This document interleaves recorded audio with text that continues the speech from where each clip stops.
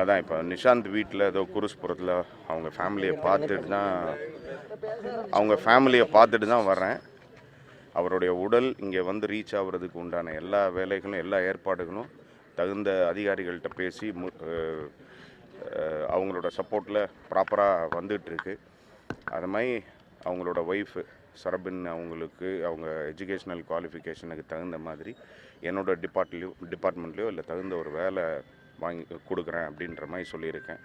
அதே மாதிரி அந்த பசங்களோட 2 சின்ன குழந்தைங்க 3 இயர்ஸில் ஒரு பாப்பா, 10 மந்த்ஸில் ஒரு பாப்பா. ஸோ அவங்களுடைய எதிர்காலத்துக்கு அவங்களோட படிப்புக்கு மற்ற விஷயங்களுக்கு எல்லாமே நானும் டிபார்ட்மெண்ட்டும் சப்போர்ட் பண்ணுவோம் அப்படின்னு உறுதி கொடுத்துருக்குறேன். ஸோ எல்லாம் நல்லபடியாக நடக்கும். அவங்க நம்ம மேலே நிறைய நம்பிக்கை வச்சுருக்காங்க.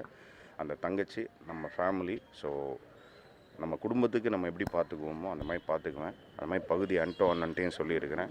கிஷோரன், சாம் எல்லாருமே அந்த குடும்பத்துக்கு நான் சென்னையில் இருக்கிறேன் அப்படின்னா கூட அவங்க நம்ம டீம் எல்லாமே பார்த்துக்குவாங்க. ஸோ எல்லாம் நல்லபடியாக நடக்கும். நிஷாந்துடைய பிளெஸ்ஸிங்கும் அவருடைய அந்த ஆசீர்வாதமும் அந்த குடும்பத்துக்கு டெஃபினட்டாக இருக்கும். தேங்க்யூ. God plus.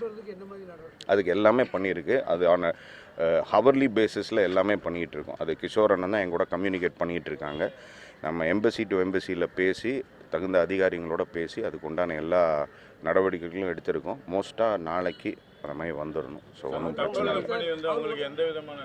அதுதான் இப்போ பேசியிருக்காங்க.